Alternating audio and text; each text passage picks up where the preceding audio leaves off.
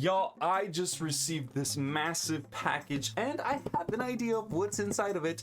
So let's just get straight into it. Oh,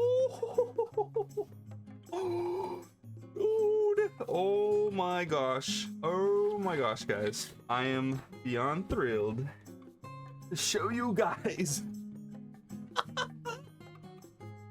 Dude.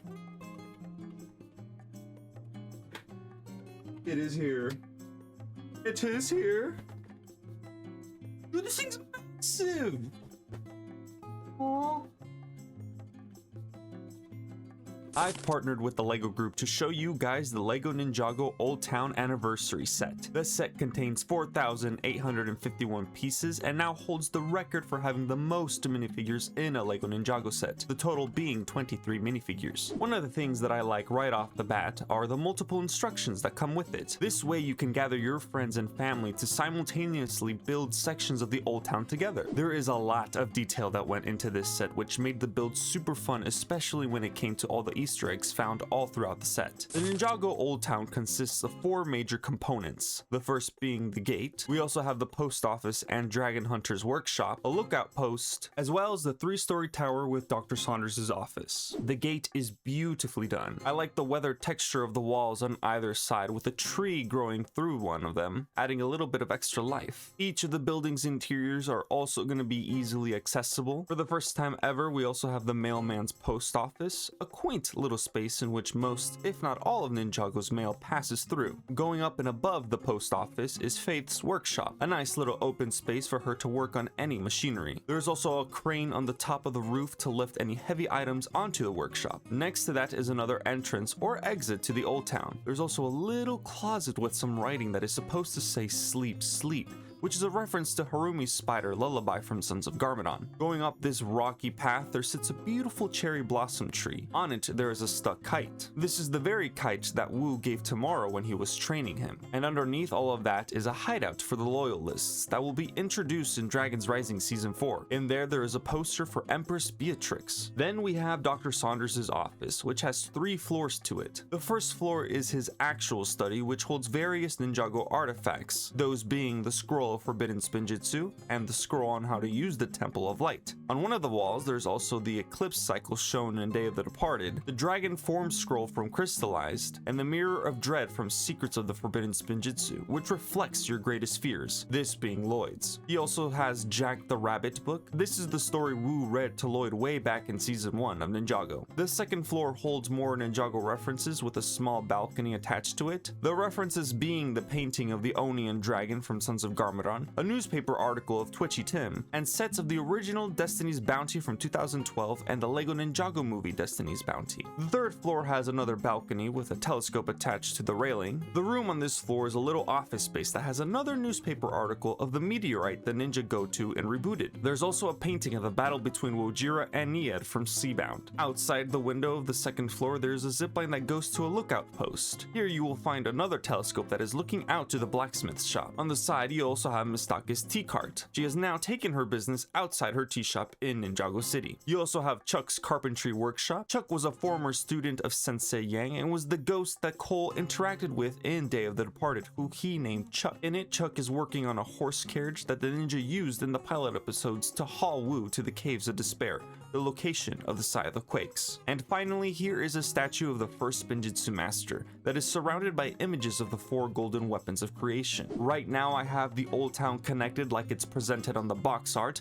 but one of its cool defining features is that you can display it multiple ways. You are not tied to just one single orientation. There are multiple ways to connect different parts of the Ninjago Old Town together to create different displays. These are just a couple of them. Now there are a lot more references scattered all throughout the set that span from Ninjago's 15-year-long history. We finally have the scroll that holds the prophecy of the Green Ninja. This bears great significance as it was a major plot point back in Season 1. There is also the Cruncha and Nakal spinner cards that complete the Skulkin Generals, Zane's missing poster from the Tournament of Elements, Moro himself. On this wall we have the Sky Pirate symbol, the Woo Crew logo from the 2016 promotional campaign, a missing poster from Mindaro, a leaflet for Tenebrax's puppet show from the Spinjitzu Brothers books, the Sons of Garmadon logo that has been crossed out and replaced with the symbol of the Red Crows who came into the Garmadon comics, and lastly the Unity symbol from March of the Oni. There's also the Prime Empire motherboard and the actual Prime Empire video game from Prime Empire, a poster of Shintaro from Master of the Mountain, a poster of Two Moon Village from the Garmadon comic as well, a wanted poster for Kaini and Wildfire from Dragon's Rising, and a poster that references the story that Bonzo told of Egalt, Rontu, and Gondolaria. Now, the Ninjago Old Town I think also has one of the coolest minifigure lineups. The main ninja team are beautiful remakes of the original ZX suits, with the Wu and Nia being remakes of their original figures from 2011. Zane sports a new double-sided face print that sees the return of his battle damage. Jay also has his glider that he was testing way back before he was a ninja. The testing of this glider is what led him to cross paths with Master Wu, and he also has 2 new face prints. Each of the ninja now also sport gold armor on the suits. I think the addition is especially good for Cole and Lloyd. Each of the ninja also don their original symbols. Garmadon is also a remake of his 2011 minifigure. He comes with 2 new face prints as well. There is also Mistake with a show accurate face print this time around. The mailman also comes in this set, also getting a new face print that is reflective of what he actually looks like in Master of the Mountain. We also have our first ever Dr. Julian minifigure. This is a minifigure that fans have wanted for a long time, and it's great to finally have him. Here's Chuck the Carpenter, a former student of Sensei Yang. We also have the young versions of the Hands of Time. These are versions of the characters as we saw them during their fight against the Elemental Alliance post-Serpentine War. Alongside that, you also have Dr. Saunders, which is Crux's alternate identity so that he could hide under everyone's nose and plot his revenge. Harumi is also in here with her attire from Crystallized, with one face print having her kabuki mask and the other being straight from the scene in which Lloyd says,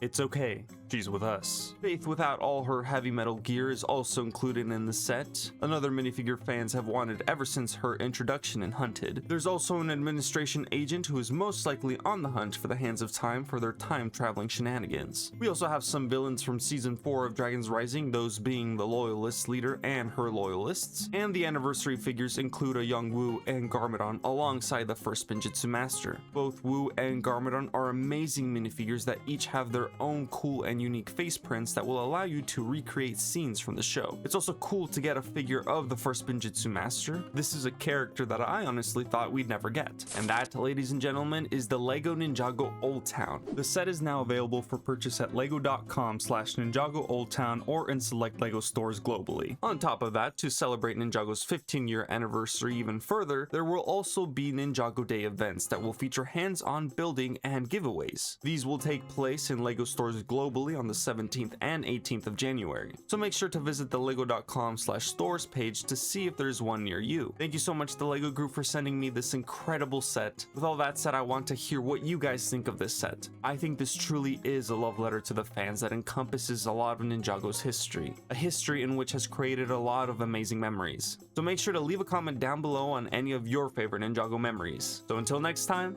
Taco